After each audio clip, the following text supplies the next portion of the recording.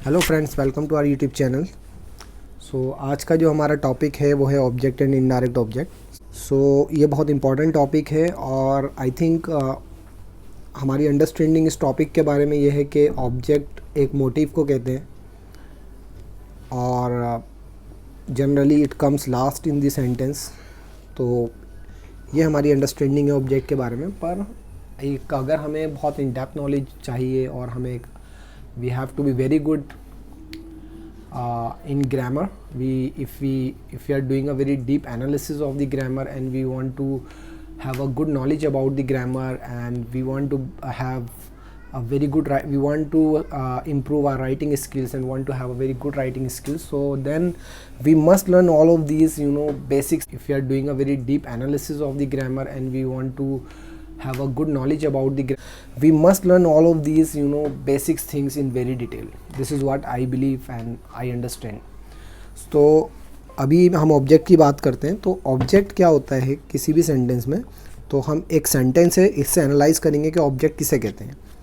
तो जॉन जो है इस सेंटेंस के अंदर जॉन एक सब्जेक्ट है, subject of the verb. John एक सब्जेक्ट है और सब्जेक्ट क्या होता है, सब्जेक्ट के बारे में we discuss about in the last class कि सब्जेक्ट जिसके बारे में हम बात करते हैं उसको हम सब्जेक्ट कहते हैं। तो हम जॉन के बारे में बात कर रहे हैं इस सेंटेंस में। तो जॉन एक सब्जेक्ट है और ये जो पार्ट है थ्रू अ स्टोन, ये इस पार्ट को हम प्रीडिकेट कहते हैं। प्रीडिकेट क्या होता है? Predicate is basically the verb plus object. तो हमने इस सेंटेंस को एनालाइज किया कि प्रीडिकेट एक, अब ये समझते हैं कि स्टोन एक ऑब्जेक्ट क्यों है। तो in this sentence the noun John is the subject, it is the answer to the question who threw a stone. अगर हम इसको एनालाइज करें कि what did John threw, John ने क्या थ्रो किया? एक स्टोन। तो इसमें जो स्टोन है वो एक ऑब्जेक्ट है और in order to identify the object in the sentence, कि हम एक सेंटेंस के अंदर ऑब्जेक्ट को कैसे आइडेंटिफाई करें, तो उसके लिए आपको you need to put what और home to identify the object.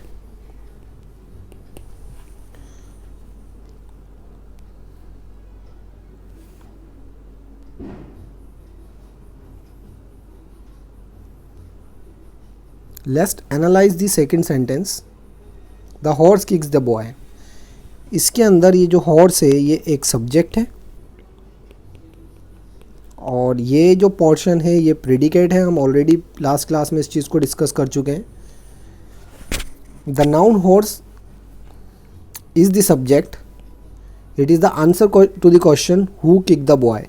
तो अगर आपको पता लगाना है किसी भी सेंटेंस में सब्जेक्ट आइडेंटिफाई करना है, then you need to put who and what. ठीक है, और इस सेंटेंस में boy is the object, is the answer to the question whom did the horse kick.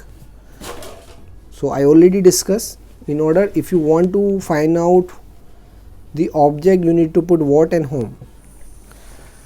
So let's move to the next slide.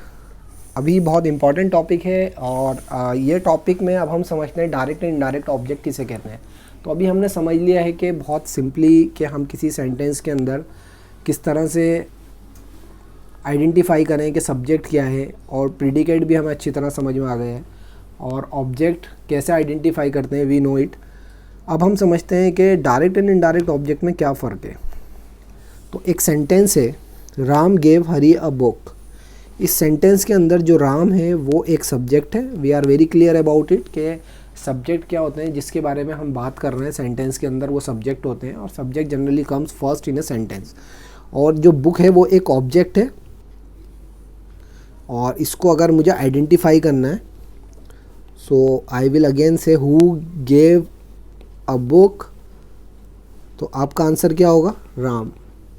तो राम एक subject है और object क्या है?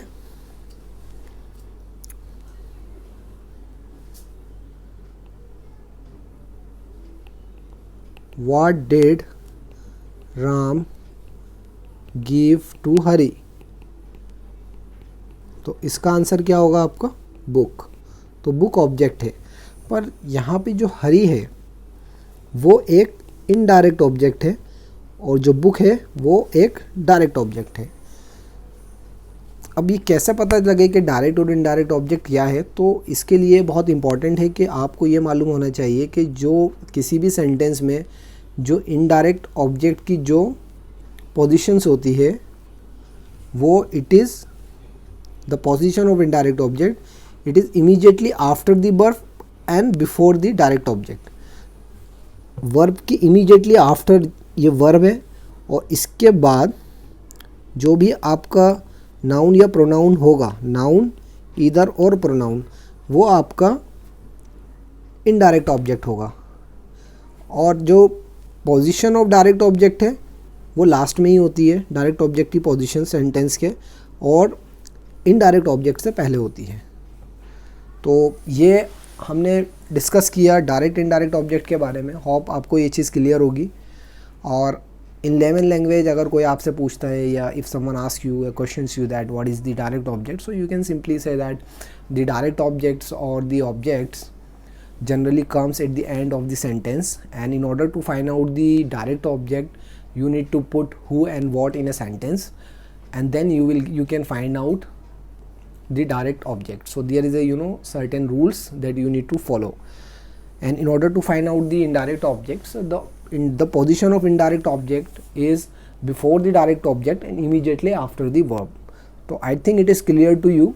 और नेक्स्ट क्लास में हम बात करेंगे नाउन की, और काइंड्स ऑफ नाउन कितनी तरह के होते हैं, countable noun, uncountable noun, abstract noun, collective nouns.